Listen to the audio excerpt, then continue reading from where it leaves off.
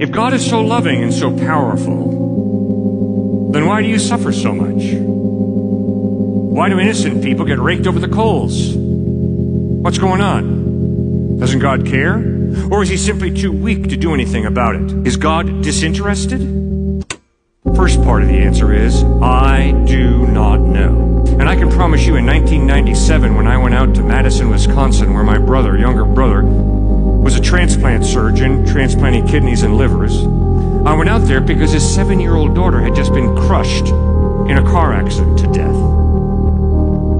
And if you think that I'm going to go out, meet my brother who's far more intelligent than I'll ever be, and explain to him why God allowed his 7-year-old daughter to be crushed by a pickup truck coming down the road at 55 miles an hour, why the babysitter didn't see the stop sign, ran the stop sign, and that pickup truck slammed to the side of the car, sending my 7-year-old niece to an early grave, I'm not going to do that, because that'd be lying. I do not know why God allowed evil and suffering.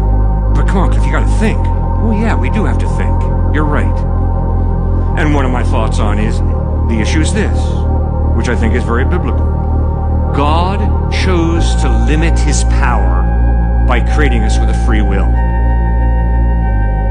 Which means I can either pull out my wallet and give you money to eat lunch, or I can roll this hand into a fist, send it crashing into your handsome face. I am free to do either. And what the Bible teaches is in Genesis chapter 1, God created us in his image, which means we are not robots, we're not machines. And I like to walk, so if I stumble and fall off of this stage, I'm not going to pick myself up at the bottom and say, phew, I'm glad that's over with. That's determinism. That's fatalism.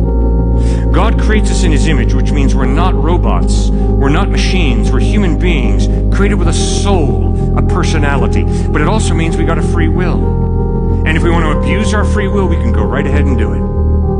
But there will be a day of judgment when God promises to hold us responsible for the free decisions that we have made. And that's why Joshua stands before the people of Israel and says, if serving the Lord seems undesirable to you, then choose for yourselves this day whom you will serve. But as for me and my house, we will serve the Lord. So Genesis 1 says, God created this and God saw that it was good. And God created that and God saw that it was good. And you got to get the point, guys. When an author repeats and repeats and repeats a little phrase, obviously he's trying to get the point across. When God created, he did a good job.